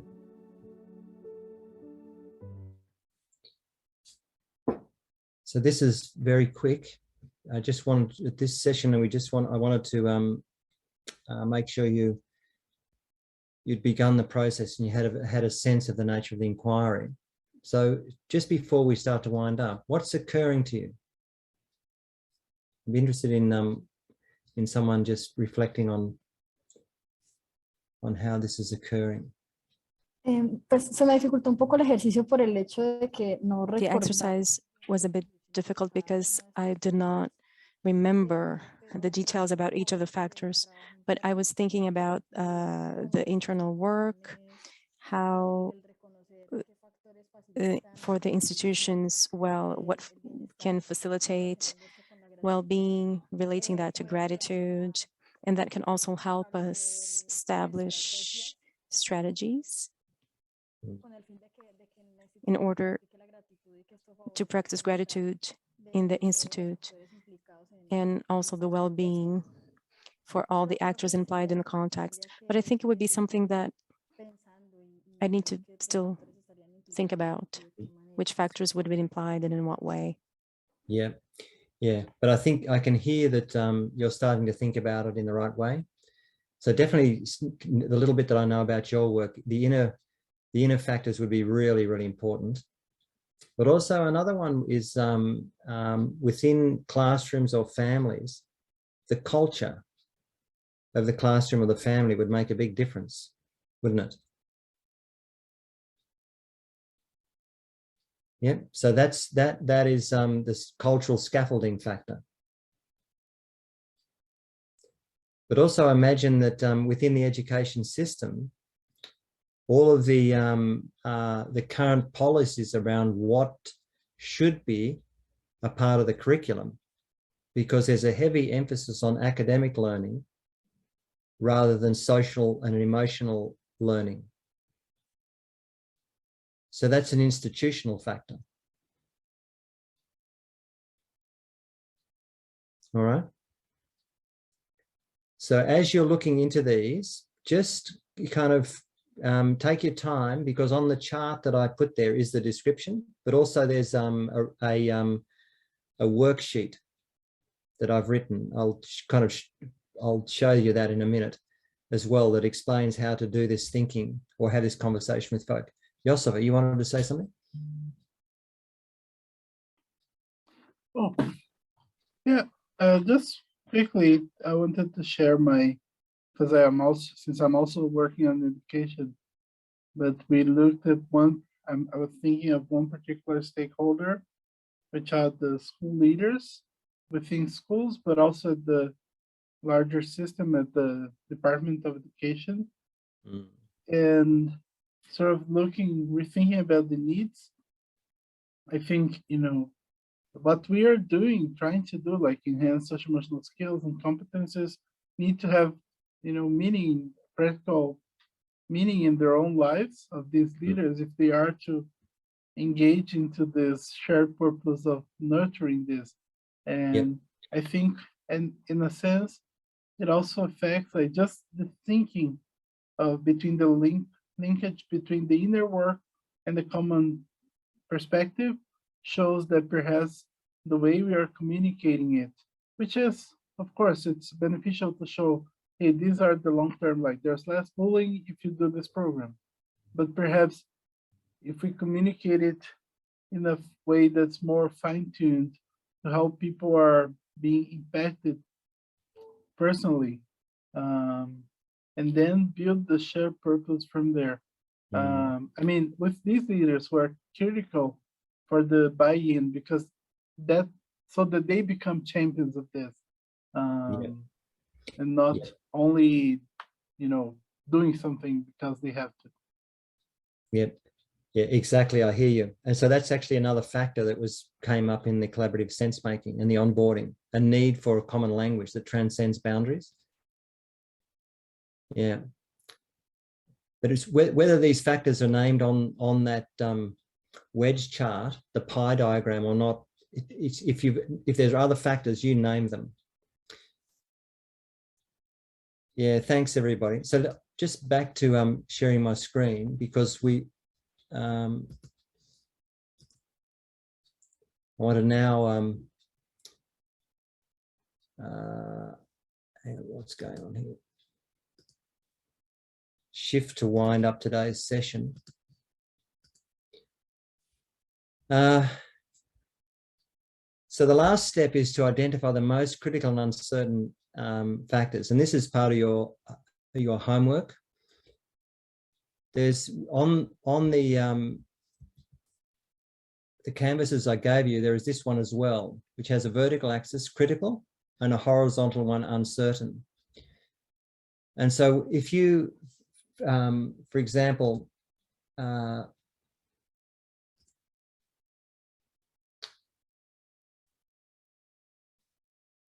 Josifa and Maria, you're talking about the need for inner work, which is the #1 factor that Michelle identified in her community. All right, so in terms of being critical, okay, so it's critical, it'll go high up on the axis. But how certain or uncertain are we about how to do this work, do the deep inner work over time? And I think we're very uncertain. The way in which we need to approach doing this is uncertain. So it would actually go over here on this graph. So this is kind of a final step you can do when you've done your thinking. Which are the most critical that you need to impact if you're going to realize change? And how certain or uncertain are you about how this work will be done? All right, so I'll leave you to do that. This is how Michelle positioned hers, factors 1, 2, and 3, when you go back through the case. But let me just give you some sort of closing comments. So your field work is to have this conversation with your people. Invite them into the conversation by asking them to contemplate the questions that we've been asking ourselves today. What is your strategic agenda? And how do you view the map? Like how would you add to the map? And once you've done that, which are the most critical uncertainties that are impacting you and your organization? So you kind of step back and you look at the story on the map and you put the wedge diagram next to it and you name the most critical and uncertain, and then you identify which ones are the most critical and uncertain. And as you're doing this, take note of emergent opportunities. At this stage, lots of ideas come up about how to respond to these factors. So I encourage you to just note them down in your journal at this stage. We don't have to do anything yet. That'll be in a few cycles time. We'll really start to zoom in on an opportunity, because we wanted to pick up opportunities that are not going to set us up to fail. These are going to be little opportunities and experiments that we're going to get our participatory video folk to capture the story of, to show what it means to do local change that could become global. Okay. I just want to check at this stage before I do this, because we're running very short of time. Who has to sign off on the half hour? Or who can stay for an extra 15 minutes?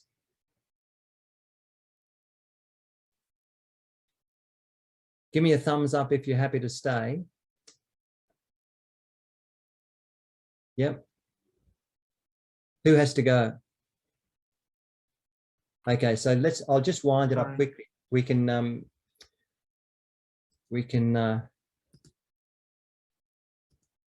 this was a contemplative exercise. I'll do this with you next time, I think. It's a powerful contemplation. But just to give you a little snapshot, these are the Fijian government I worked with. They were working with all of their community organizations and indigenous communities to impact human, environmental and contemporary security challenges and strengthen partnerships within the country and ultimately across the region. I'm still working with them. But this is what it looked like when we were doing this work together. So they named a bunch of factors. They had 7: regional governance, regional politics and governance, climate change, social and cultural norms, economies and livelihood, infrastructure, the nature of conflict, technology and demographics. But this is what it looked like when we were working together. So this is a group who are looking at biodiversity. This is the health group, for example. I can't remember what these other groups were. I can't see. And so the charts that you've got were printed out, large charts. They put sticky notes all over. This is, I worked with the Ho Chi Minh Academy of Political Leadership in Hong Kong. And they did this exercise and came up with 6 opportunities to have 50% of Vietnam under forest in 10 years, to build a world-class leading vocational training sector, build and prototype a high-speed rail system that's powered by clean energy from one end of the country to the other, harvest big data to impact climate change, but also to prototype urban design, circular economies in little villages, and revamp their mobile banking system to enable small business. And this is what I look like. Same thing. So each one of these groups represented a different sector in Vietnam. And they had exactly the same conversation I'm having with you. But equally, this is Chinese group. All right, so this is, the matrix we did last week. They did it in Chinese. Huge insight. And this is them doing the same map of their systems. This is at the Australian government. This is the Museum of Australian Democracy. They wanted to inspire young people to become custodians of their civil liberties in the future. And again, this is what it looked like when I was working with them. So this is a highly deliberative process. Lots of people thinking and reflecting on what's important to them and developing a deep sense of shared purpose. If I had time, I would show you results. So with some of these organizations, I've got significance and sustained change on about 40 measures 4 years after we did this work. So the conversation is very powerful. But I just want you to start at a local level, all right? Just start with your own team. Because if you can sow the seed of what it takes to meet the most fundamental needs that will sustain life in your area of interest, Others in the system around you will say, what are you doing? They will notice it because that is the need they're striving to have met as well. And that's one of the reasons why participatory video is so important, because I'm really wanting you folk to be able to tell your story of the change that you're going for in the world. So just to finish off, in the drive, on your shared drive, I've written another chapter in what will become the field book. So this explains exactly what we just did. Okay? How to facilitate the conversation. Craft your questions. Draw your communication map. Think about needs and values and strategies. Identify the critical uncertainties and pitch them on this axis. All right? So please take a look at that. What I'm trying to do with Michelle and Marcelo's and your help through this cycle of activities is to actually develop a suite of resources that will enable you to just keep having the conversation yourself. Michelle, you wanted to say something? Yes, very short. We're having a very wonderful work that Robert's doing his best to write it out, everything, so we can have always like this manual and have the time to be translated in every single cycle, which is being like an amazing work. I appreciate the work that Robert's doing and doing his best for that. And one of the main key that we always said that we wanted to do the best to have it in Portuguese and Spanish as well. So we are having the best what we can, but all the outcomes and suggestions by the time you read it and it doesn't make any sense, or you have some suggestion that we can improve the translation, it's more than welcome and it's needed, because there's a lot of documents, there's a lot of materials that is coming every time because Robert's filling everything that we need. And for the first time, we're doing this online, right? Yeah. So this is our new thing that we have for our situation, because we are learning how to do so many of the documents are being taught about how we can actually have that handout translated, deliverable, so you can have it for here and we can have it after to use in our communities.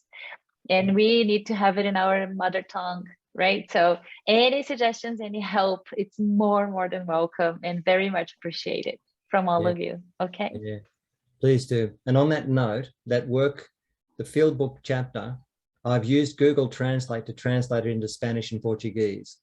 So I have no idea how good the translation is.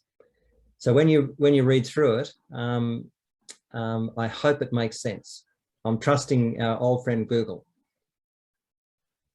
And just a final sign off, I've put in the chat again the link to the resources folder where all these things are. But also we've got about, I think, 15 or so people enrolled in the participatory video course. So if you still have folk in your community you'd like to do that, try and have them enrolled by the end of the week if you can, and also send in your the cost of your equipment list, which is on the resources folder.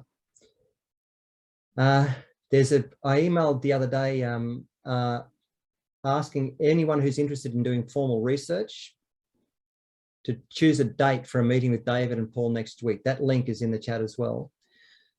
But the last thing I wanted to say is I'd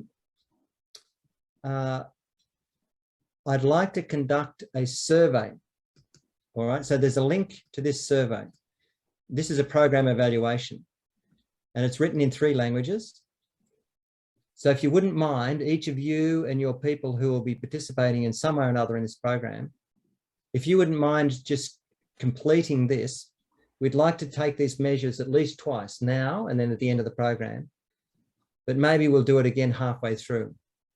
there's not many questions, but the questions actually ask for, you know, who are you working for, and how's your organization working, but also how some questions about your own personal well-being and responses to your work. And for those who, so this will be done as a program evaluation. And if you want to use this data for formal research and publication, we can choose to do that after we've done the program and get ethics approval to access the data. If we had to try and get ethics to do this as a formal research program now, it would be way too complicated. But we can talk more about that at the meeting, the research meeting. So that's it. We've, I think that's today's session. And I was going to play some music for you, but we've run out of time. So I'll promise I'll play some music next time. And I would love it if as you're signing off, you could just say a few words about how you're leaving today's conversation. So I'd like to pass it around the room. How are you feeling, Marcelo? And please pass it on.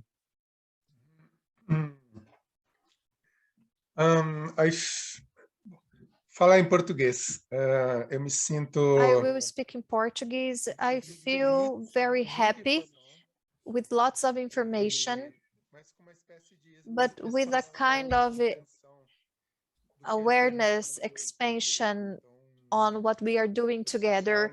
So I leave here very, very motivated to move forward and handle what we just saw. I invite now Ricardo. Gracias, Marcelo. Voy a hablar en español también. Me siento muy agradecido. Thank you, Marcelo. I'll speak in Spanish. Well, I feel very grateful for what I've learned today. And I think what is like a central message to me, a central takeaway is how, by means of these cycles and sessions, how we're learning to think about human needs and to put these human needs in the center of all the social strategies. And this seems fantastic to me. Thank you very much. And now I pass the floor to Diego. Oh, I was actually typing here, but I actually, like Marcelo, I have sort of a growing sense of, I will use the word shared purpose with what pro-social is and how it can help our particular program. And yeah, thank you so much, Robert and Michelle, Marcel, the team, because I know it takes a lot of effort to make this all go online. And thank you so much for going through this. And I'm sorry, I need to run as well. All right. So Lorenza, how about you? Voy a hablar en español. I'll speak in Spanish. I leave very motivated to do the exercise together with my team, the exercise that we were doing today in the session, but in a complete manner. And also, I want to study more about pro-social and what we're doing in the project, so that we can have a guided process, very well founded. And also, I feel very motivated to make participatory videos and work with this process. Beautiful. Maria.